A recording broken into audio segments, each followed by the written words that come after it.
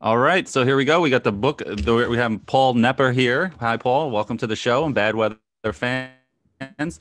Paul is the author of the book Knicks of the '90s, the Ewing, what does it say? Ewing, Oakley, Starks, and the Brawlers that almost won it all. It is a fantastic book. I have not gotten all the way through it. I want to give it the time it deserves. I actually almost killed my puppy this weekend running with her, and I fell down and she broke a nail, so it kind of ruined a couple days of me reading. So, like, I really wanted to get through it before this interview, but I couldn't get to it. But it's fantastic, and I can't put it down. Thanks for Sure, coming on, it's my Paul. pleasure. Thanks for having me. That's some real life issues there with the puppy. That's Yeah. Oh man, I thought I broke her leg. It was no it was man. really scary for a little bit, but thankfully she cracked the nail and she's good to go. So we're okay. Yeah. But anyway, so I just want to start off, a little background about yourself and what inspired you to write the book and Sure. So, things like that. so Go for it. I was born in Queens, raised in Long Island, and grew up a big Knicks fan. I go back to them, so like '87, maybe around then. Um, and ended up I went to law school, became a lawyer, practiced law for a number of years, hated it, and did some writing on the side while I was doing that. I did over the Knicks for Bleacher Report for a few years, kind of on the side, and then I got this idea for the book, and it sounds kind of cliche, I guess, but just kind of came to me. I was thinking about the '90s Knicks as I think probably Knicks fans spend too much time thinking about the '90s Knicks because the last 20 years have been so miserable. Right. And I just thought, somebody should write a book about those Knicks teams. They were so exciting. They were so loved by the city. So many great characters, great rivalries, lots of conflict. And I thought it would make for a really good book. And I kind of said, well, why not me? Why don't I write the book? And went from there. That's great. That's great. And it's just like me, born in Queens, raised in Long Island, big Knicks fan. Unlike Mike, who's the big Nets fan in the No, room. So yeah, no, I am, but I mean, it's interesting perspective who because hated that team.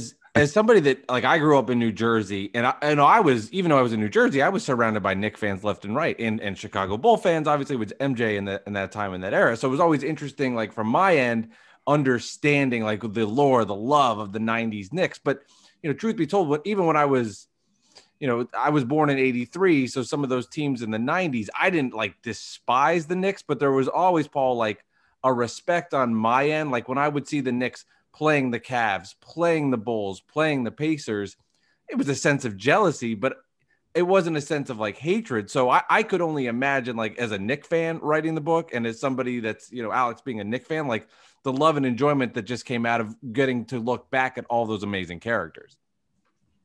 Yeah, absolutely. And for me, through the process to learn so much more about them, Mm. was really exciting. And I hear you. It's kind of, I mean, obviously I hated the Bulls in the '90s. I hated the Pacers in the '90s, but you respected them, right? Because Right. I mean, the Bulls were great. And even Right. the Pacers, they brought it every night. They came to play. And that's what I think people, even if begrudgingly, kind of respected those Knicks teams because they played hard every night and they were a really good basketball team. Yeah, no, that makes sense. And some of the things of the book, like, I'm gonna be 36 in a little bit, and it's kind of like the early '90s. I remember, but I don't remember the minutia of it, like the trades and the hiring and like the things that fascinated me the most was like that the Knicks were offering Ewing in trade deals, like the what you said they offered Ewing and $10 million to the Spurs for David Robinson. Mm. They tried to go for Chris Mullin. You offered Ewing for Chris Mullin, and then the Riley Ewing Checkett showdown. Can you just like go through that whole scenario? That was like fascinating to me, stuff I didn't even understand. Yeah, it Before I read. was so. For our listeners, Patrick signed a 10-year contract when the Knicks drafted him in 1985, which for an outrageous sum of money, he was the highest paid player in the league, making 55% more than Kareem Abdul-Jabbar, who was the next highest paid player in the league. Think about that for a second. Imagine if somebody came to the league now and was making 55% more than LeBron, for example. Right. Yeah, It's crazy. But at that time, the NBA was changing so rapidly, and due in large part to Michael, but the NBA grew so much in the 80s with Magic and Bird, and then Michael took it to another level that revenue skyrocketed and salaries skyrocketed. So Patrick had an out clause in his contract that if after in 1991, after 6 years, if there were 4 players, if he wasn't among the four highest paid players in the league, he could get out of his contract and become a free agent. And so there was a big dispute. There were 3 guys who were definitely, who the Knicks and Patrick agreed made more money. It was Akeem, John Williams, and Michael.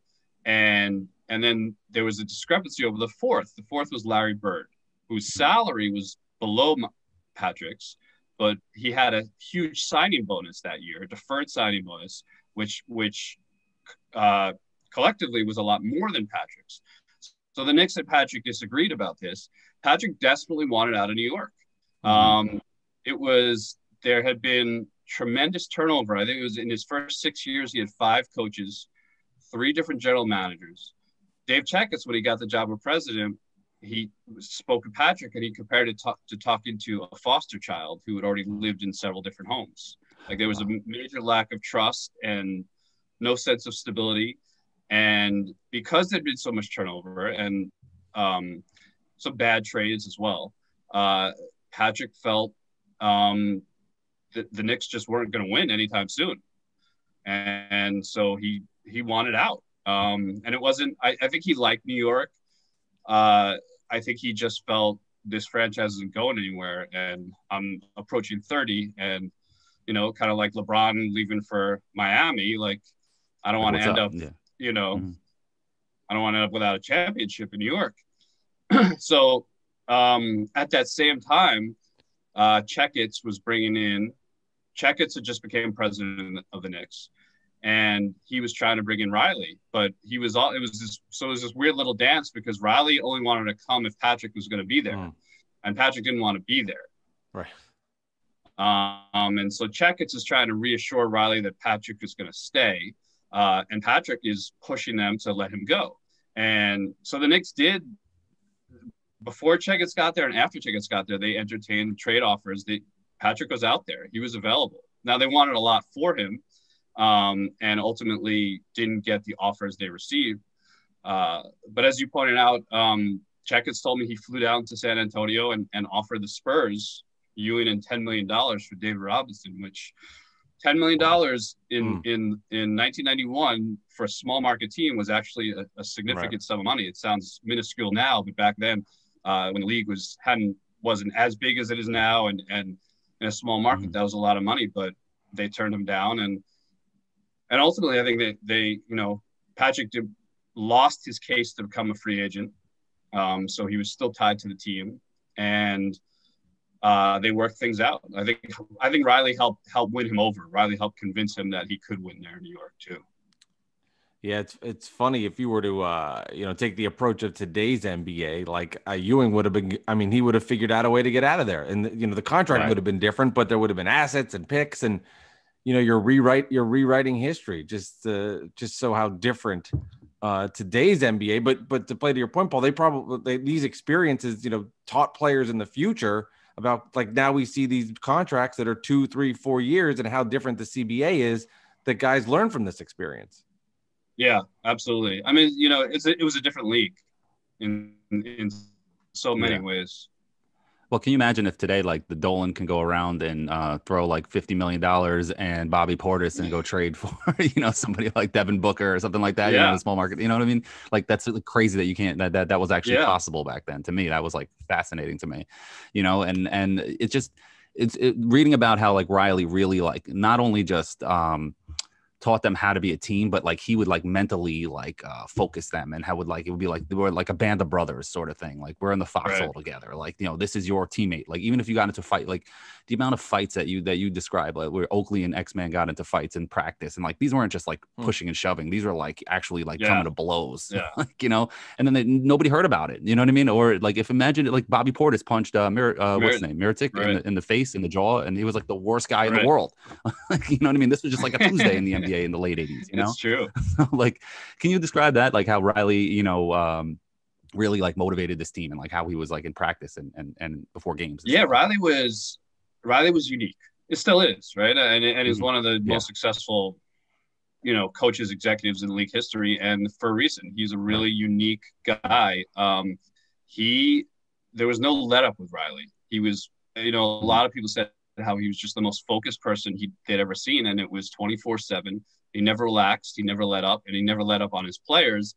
And he was able to, some guys, a lot of guys that wouldn't fly. I don't think it would work at all in today's NBA. I think that the players have become too powerful, and the dynamic between coach and player has changed. But back then, he won 4 championships with the Lakers. So it was kind of like he had that gravitas, he had that cachet to be able to command respect and to insist that his players give the kind of focus and effort that he gave, frankly. And so, yeah, he was constantly, when he first got to New York, he told them they were going to be the toughest, most physical, most feared team in the league. And he constantly harped on that. And he'd call them soft. And this was, and as you said, you had Oakley and Mason and X-Man and Patrick and Starks. These guys were the farthest thing from soft, but he constantly had them on edge, right. Constantly trying to push them a little further, a little harder, get them to play a little tougher, a little angrier. And so he'd call them soft and constantly send messages, sometimes, symbolic messages. Like before one game, he put on a video of all these violent images, Rams heads butting into each other, car crashes, boxing knockouts, and just played that for 10 minutes and then just walked out of the room. Didn't say a word. So he was a master motivator. He sent messages in all kinds of different ways. He also gave big speeches. I think a lot of people, you guys are big enough fans that this isn't the case, but people who see from movies and Hoosiers, stuff like that, they think a coach gives like a big rah-rah speech before every game. Yeah. But coach gave a big speech like that before all 82 games. The players would tune him out. They wouldn't shut up. You wouldn't get enough. Yeah. But Riley did that. 82 games. He'd give a 10 to 15 minute like planned out speech where he had written it out with notes, and there would be a whole theme and a moral purpose, and the guys listened to you. Apparently he was a captivating speaker, and it was effective. So there were a lot of ways in which he was really a unique guy. From your perspective then, with all your research, and you talked about earlier about Ewing wanting out and then Riley coming in and sort of changing his mindset and making Patrick buy in and believing that this was the situation from him, and then talking about how tough of a coach Riley was. What do you think it was about the Ewing-Riley relationship that just worked so well? Yeah, I mean, Patrick, at any time you have a great player, I don't care who the coach is, your best player has to buy in.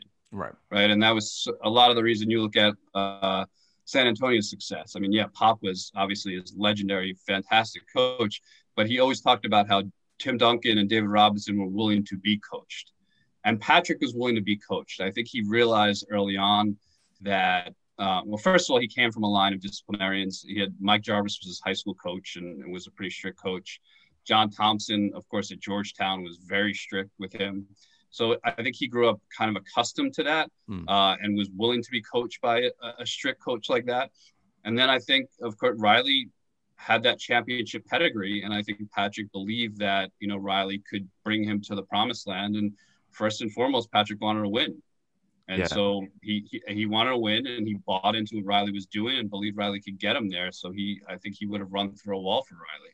Yeah, and then Ewing was very shy, like you mentioned that in the book as well. Like he's very shy. Well, like not very shy, like in private areas, but like for the media, he wasn't like a media guy. He was just like he just didn't want to deal with it. And I think Riley really helped him come out of his shell in that regard, as you mentioned. Yeah, and you know what? It's a great point, and I think it's another reason the dynamic worked, because Riley was he took a lot of the oxygen out of the room. I mean, Riley was Mr. GQ. Like the cameras were on him a lot. Some superstars might not have been okay with that. Patrick was. He didn't want to be the center of attention. He didn't want to hog the spotlight, and so I think Riley came in and kind of became the face of the team, and I think Patrick was okay with that. Mm-hmm. Yeah. Another thing I want to talk about that was really kind of fascinating to me was like the X-Men conspiracy theory that you didn't mention it in the book because it is just a conspiracy theory that David Falk is kind of the reason why he didn't sign with the Knicks and went to the Celtics. Like you mentioned it, that there was like a trade, and I forgot the player that had a no trade clause. What was it? Who was it? Felton Stanley Spencer? Roberts. Who was it? Stanley Roberts. Stanley Roberts, yeah. Like Stanley Roberts had a no trade clause and didn't want to waive it, and it took time away from the Knicks, and they were waiting to make the trade, and they didn't negotiate with X-Men, which they thought they had him in his pocket, and then he just got pissed off, and Ewing was like, just take care of your family, and X-Men went to the Celtics, and that's like wild to me because in '92, like they took the Bulls to 7. Everybody like says Michael Jordan never went to 7 games, like in the finals, but in the Eastern Conference playoffs, the Knicks and I think the Pacers, took them to 7. So like that Knicks team completely like changed in 92, 93 and 93, 94. Yeah, they got better, but I think they lost their edge a little bit by getting Charles Smith and losing X-Man and Wilkins and those guys. Like you want to talk about that. That offseason was fascinating to me as well, hearing about that. Sure, yeah. I mean, so the deal was that X-Man was a free agent. He'd been there for 1 year, and he had a so-so regular season, nothing impressive, but he really came on in the playoffs and was fantastic, in particular against the Bulls. And Pippen in a lot of trouble. Really got in his head, pushed him around, really, really bothered Pippen. And the Knicks, I mean, they viewed him as part of the future. But he was a free agent, and they wanted to add a couple other pieces. And the rule with the salary cap is you can go over the salary cap to re-sign your own player. So the idea was, okay, let's try and bring some other guys into the fold. One of whom was Charles Smith, who they tried to trade for. First, they tried to sign Harvey Grant, Horace's twin brother. That didn't work out. Then they tried to trade for Charles Smith. And the idea was, let's bring in a little more talent, and we could deal with X-Man later because we could go over the cap to sign him. And so they kind of put him on the back burner. And they waited too long, essentially. They waited too long. It came like September, and X still wasn't signed, and he was like, it's like what's going on? Yeah. The other thing is they could have made a deal kind of behind the scenes, unofficially, like, hey, we'll take care of you. We'll give you this much money. We need to sign these guys first for salary cap reasons and blah, blah, blah. They didn't do that. There is a theory that Falk steered X-Man away from the Knicks because he gave Pippen so much trouble, and the Knicks took the Bulls to 7 games. And I didn't find anything to support that. I spoke to Falk. He denied that, but he denied that either way. But X-Man didn't really buy that theory either. X-Man said, he felt, and I spoke to Dave Checketts as well, they had a lot of concerns about X-Man's knees. And Checketts told me specifically that the doctors said his knees aren't going to hold up very long. And that's what X-Man believes. He said they were worried about my knees. And that's true. They were worried about his knees, but I think they also, Checketts thought he had a wink and nod agreement with Falk. And Falk didn't necessarily see it that way. Falk didn't necessarily see it that way. And come like September, training camp was opening in a few weeks, and they were like, all right, we can't wait anymore. We gotta move. But it was a big loss. And Riley was crushed, actually, because he had assumed X would be back, and he was a big part of the plan. And it was so late in the offseason when they lost him too, like right before training camp and everything like that. So and then they made the Smith trade, so I think they thought that would mitigate the loss. Smith didn't work out the way that they had hoped, but I think they still felt very good about their team because they added Smith and were still in good shape. Now the Nets and Knicks never really have had, considering the location between the two ball clubs, they've never really had, I would say, like a heated rival that it could be for teams like that are that close and that we're in the same division and basically we're what was it, like 8 miles away from each other, if that, something crazy close. But and that a lot of that has to do with the Nets not being as good, the popularity, especially as the team being second fiddle and it's a far second, and then maybe the gap's bridged since they moved to Brooklyn for a lot of different reasons. But back to the New Jersey days, and something that you reference is the 1993 injury with Kenny Anderson and John Starks, and just the impact. Like that was a net team that was starting to build, and bad circumstances, Drazen Petrovic's death, Kenny Anderson injury. You had a Nets team that had some young talent and some juice and that was building, but that's one of maybe the more heated moments between the Nets and Knicks, looking back at that with the John Starks injury to Kenny in the wrist, and just talk about that moment in Net Knicks history. Yeah, I think you hit it on the head. I think that was we were moving towards what could have been, 4 or 5 years of a fantastic rivalry, because with Kenny and DC were young, and Drazen was a star. That was a team on obviously a great coach in Chuck Daly. That was a team on the rise, and there was starting to be a little tension there. There was starting to be a little rivalry. They ultimately didn't meet in the playoffs or in big enough stakes for it to really blossom. But yeah, the Nets were really angry about, of course, Kenny was their star point guard, and Starks fouled him hard, and they were pissed, and they were angry too, because they felt that, the Knicks were kind of crossing the line, and that Starks had done. They pointed out that the Nets actually complained to the league and pointed out that Starks had clotheslined Scottie Pippen in the playoffs a year before in a similar play, and they were like, "Hey, this is not trend. Cool. What's going on here?" Yeah.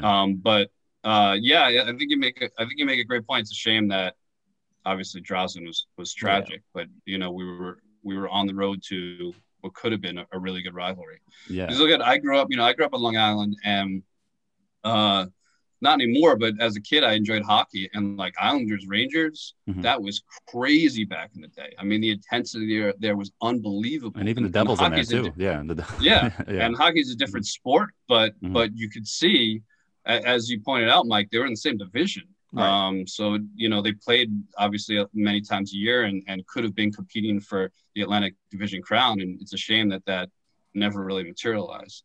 Mm-hmm. Yeah, it's crazy because the Knicks were so, you call them dirty now, but then back then it was just playing physical, Right. but they were just kind of crazy. There was it was just the mentality of Riley, and that's why Oakley, a lot of Knicks fans are down on him now, including me, but for all the things that he's saying publicly. But back then he was like the man, and one of the funny stories that I had to take a note of was when before a game, Tyrone Hill owed him money, and he during the layup line he went up and slugged him before a game, punched him in the face. That's crazy. Right? And there was no suspensions or fines, right? It was just like another day in the NBA. No flagrant, no start off the game with a foul shot, nothing. It's incredible. It's really, really incredible. I don't understand how that all happens, but then it just shows with that kind of mentality. And then you add Charles Smith, who is kind of a finesse kind of a player to the mix. They were trying to replace Charles Smith, and then they moved him out of position as small forward, and they were trying to, and it got to the finals in '94. It worked out sort of, but the one thing that you mentioned in the book is that he actually was really stressed out from all the criticism he was getting. He had a nagging injury, Riley admitted later on, you said, and he actually had alopecia, right? He would get he would lose hair because he was so stressed. Yeah, that right? was actually when he was with the Clippers. He had that condition of alopecia where his hair was falling out because he was so stressed out by the losing. Jeez. And I thought that was noteworthy because a lot of people questioned his effort when he was with the Knicks, including coaches and teammates at times. And I think it was important because it mattered to him. He wasn't mailing it in. He wanted to win. He played hard. He did have a chronic knee condition. But there were questions about his toughness, I guess, specifically, and he I think just really was a bad fit for that team for personality, style of play. As you noted, they had Oakley and Mason, so they started playing him at small forward, and that really didn't fit his game. So a bad fit in a lot of ways. Mm-hmm. How difficult was it getting access to all of the characters from the 90s and from the book? And, now if you were to try to talk to anybody about the Knicks and go to management, it would be essentially impossible. It would be impossible. But how was the difficulty level going back to the main guys from 20, 30 years ago? Yeah, it was challenging. It varied. For starters, the Knicks weren't really helpful at all. Not surprisingly, they're notoriously just very closed-mouthed and don't, like a mafia. It's they're not part of the family. You're outside of the family. Exactly. Some were easy. A guy like Derek Harper was very easy because Derek Harper's an announcer for the Mavs now. So I contacted Mavs PR, and guys that there are guys like that you knew what they were doing, or they're still involved with teams or the league in some way, were easier. Guys, even Van Gundy, ESPN. I went through ESPN PR, so things like that. Guys that are not affiliated with a league or a team are a little more difficult to get a hold of.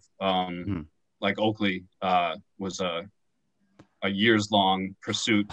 Eventually got him. So it varied. It varied, and they're all different approaches. Some guys I reached out through social media. Some guys, have sponsorship deals or work with charitable organizations or things like that, and you could get them that way. Terry Cummings, who played for the Knicks for a little while in the late 90s, is a minister at a church. He's an Arby's singer right now. He's like the last guy I would think of be a singer. Yeah, and he's a minister, and also minister at a church. So I contacted his church and got him cool. That way. So that's cool. It really varied, guys. From person to person. And the last question, the whole, I didn't get to this part in the book yet, but like I lived it, so I was a little older. But the whole hiring Don Nelson and going to Van Gundy, like how, like looking back, and even at the time, like how do you hire Don Nelson? Like, you know what I mean? You add like this offensive, like outsider to the family, like we were saying, a mafia kind of that. But back then it kind of was too, but like not like what it is now. But like, how do you bring an outsider in that's all offensive, and you're gonna like, it just didn't make any sense, even like looking back in hindsight and at the time. Like how can you how that all played out? Sorry to interrupt. I think you're right. I mean, in retrospect, it looks like a terrible fit. And even when Nelly was fired, he said in his interview that I think maybe I was just the wrong man for the job, and he was. But when you look back, a couple things. Nelly was a great coach. He won Coach of the Year 3 times. And there were a few things. One, Nelly was a lot more laid back than Riley, and there was some in the organization who felt that Riley, not was welcome, but that he pushed them so hard for 4 years that they actually, and they were now like an older veteran group, and they didn't need to be pushed as hard. They would actually benefit from having a little more laid back personality. The other thing is, as you said, Nelly's known for his offense, and the Knicks were a defensive team. Well, they thought that might actually be a good match, because the idea was, well, the defense is set, right? We have a great defensive team. We have a great defensive scheme. It's the offense where we could use some improvement. And so maybe Nelly, the offense under Riley was very predictable. It was throw the ball into Patrick and, let him operate. Starks. Yeah, right. Oakley open. Yeah. If they double team, then he passes it out and you get open shots. But the idea was, well, Nelly is an offensive genius, and maybe he could bring some ingenuity and creativity to what's been a somewhat predictable offense. Right. That was the thinking. Ultimately, didn't work. It didn't work. Yeah, it sounded good on paper, but Did you mention the story with Starks threw like a lamp at him or something in a hotel room? Did you hear about that story? No, I didn't know that. Starks got so mad. I heard a story about it. Starks got so mad about Don Nelson. He was getting benched, and he's like, "What?" And he took a lamp and he tossed it at him, and it was just kind of like, "What the hell?" That was like a crazy story. The tension. So, and then there was tremendous tension between Starks and Nelly, and Patrick and Nelly, and when Nelly things killed it was Patrick. Nelly wanted the Knicks to trade Patrick, and then I don't know if you guys know the story, but So Nelly was hired in 95. He was the coach in 95 into early 96. Early 96, they fired him and replaced him with Van Gundy. 1996, the summer of 96, Shaquille was going to be a free agent. And Nelly had a good relationship with Shaquille. Shaquille was in Orlando, of course. He coached him in the international games. And Nelly was convinced Shaq was going to leave Orlando. And he said he went to Knicks management, and he said, which of course Shaq did. He went to LA. Nelly went to Knicks management and he said, Shaq's going to leave this summer. Offer them Patrick Ewing for Shaquille. And they could say, they'll get something in return. Yeah, you're getting a Hall of Famer, an older, Patrick was, I don't know, 8-10 years older than Shaq at that time. You're getting a much older Hall of Famer. He's not as good as Shaq is anymore, but you're getting a Hall of Famer. and you're not getting nothing left in the return tank. as they Still did. years left. Yeah. Yeah. And management was like, that no, was not trading doing Ewing that. at that time to the fans, like would have been Yeah. like, what are you crazy? Right. Yeah. And Ewing got wind of that. And so there was, But they didn't have a great relationship before then. And after that, that was kind of lights out for. Yeah. So like the mafia, he had to go. Yeah. So tell everybody where you can get the book, Knicks of the 90s. Let's All right. You can get it on Amazon, Barnes and Noble, all the places that sell books. Paul Knepper. Yep. Thanks, Paul. Thanks for joining the show. Really appreciate it. I love talking 90s Knicks. It makes Mike sick a little bit, but we got to play to our audience a little more, Hey, Mike, right now, we had you in the 90s, but you have to be feeling a lot better than us right now. So yeah, no, I'm feeling good. I feel like Kevin Durant will never play for the Nets. And every day when there's new information about when the season's going to start, I'm like, they're just going to keep pushing this thing back and back and back. But yeah, I'm really excited about the start of the season. I've never, as a fan for all my teams, I've never really come into a year and said, it's going to the finals or bust. And I've never had that mentality before for all the teams I like. So this is kind of cool new experience. So yes, I'm excited. And Paul, we'll make sure to put a link of the book in the show notes here on YouTube and on all of our podcast platforms so that people can get connected with it. So, and we'll have to have you on during the season too, when we can, talk about the book and do a little Nick talk about, but if we ever have some basketball to talk about in the next couple of months, fun. That'd be great. I really enjoy that. Thank you so much, guys. I really appreciate the opportunity, and this was fun. Thanks, Paul. Thanks for coming on.